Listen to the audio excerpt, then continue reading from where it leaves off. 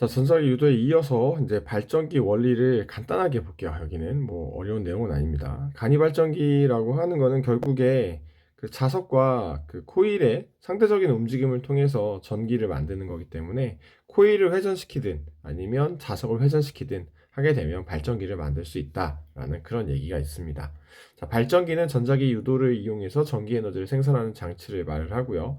보통 이렇게 이제 코일이 회전하는 형태로 우리가 이제 수업에서 설명을 많이 하게 되거든요.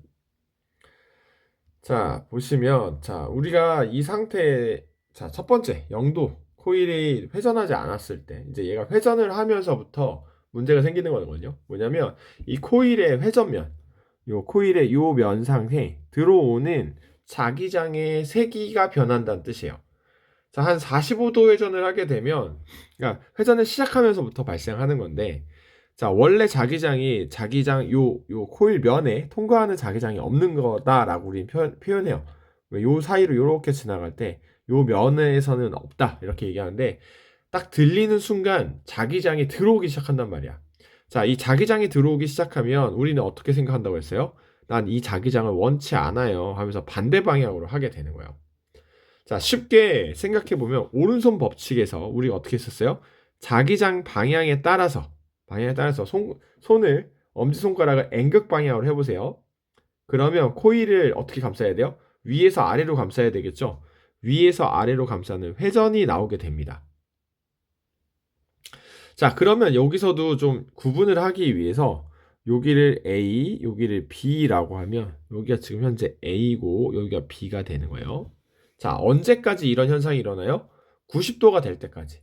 90도가 될 때까지 항상 S에서 N 방향으로 흐르는 자기장이 유도가 되면서 A에서 B 방향으로의 전류가 흐르게 됩니다.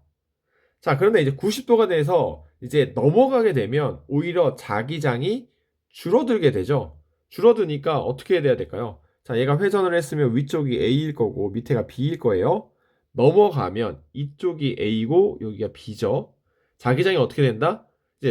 이제는 줄어드는 걸 싫어하는 거지. 줄어드는 걸 싫어하니까 이쪽으로 가는 거예요. 자, 엄지손가락을 S극 쪽으로 하고 예, 손을 쥐어보세요. 오른손을 쥐어보면 밑에서부터 위로 올라오는 방향이 되는 걸 알 수 있죠. 밑에서부터 위로의 방향이 될 거예요.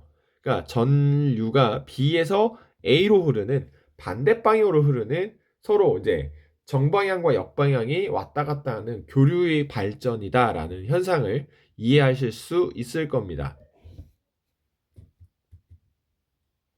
자, 결국엔 이러한 발전기를 돌리기 위해서 터빈이 필요한데요. 터빈은 그냥 발전기를 회전시키기 위한 하나의 그 장치이고요. 대부분은 증기를 이용해서 회전을 하게 되고요.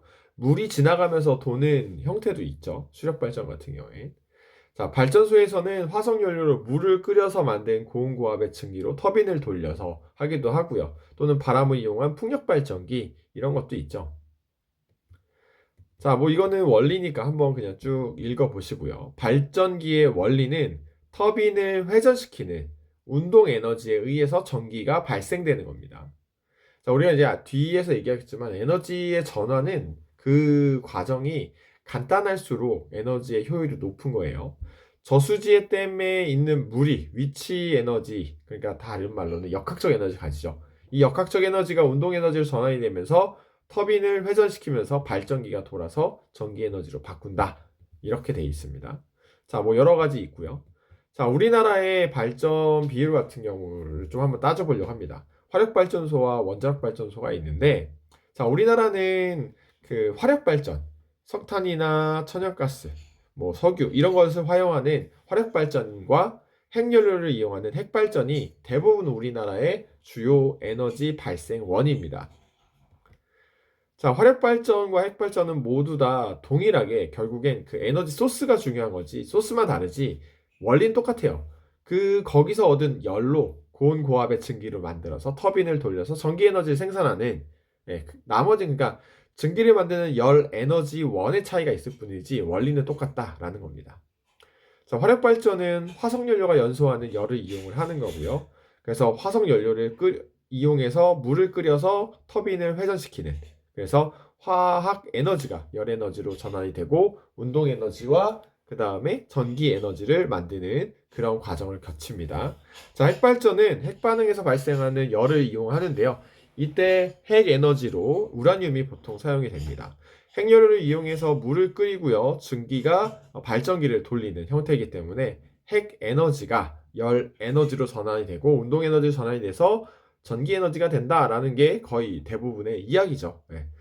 자, 그런데 이제 원자력 발전소 같은 경우에는 우라늄이 이제 핵 분열을 하면서 아까도 앞에서 우리가 이제 태양 에너지 얘기하면서 했는데 질량 손실만큼 에너지를 생산해야 된다고 했었죠. 그래서 여기서도 핵 분열에서도 줄어든 질량만큼 에너지로 전환이 된다라는 겁니다. 자, 두 개를 비교해 보면 동일한 거예요. 여기서부터는 동일하죠. 근데 여기 있는 에너지원만 다를 뿐입니다. 자, 화력발전소와 핵발전소의 장단점 비교. 당연히 중요한 부분이겠죠. 한 번씩 확인해 보시고요. 자, 네, 뭐 똑같은 얘기다라고 돼 있고요. 네, 뭐 공통 원리다. 화력발전과 핵발전의 긍정적인 면과 부정적인 면 두 개 다 당연히 뭐 기본적인 이야기니까 한 번씩 읽어보시고 시험에 오시면 좋겠습니다. 네, 오늘은 또 여기까지입니다.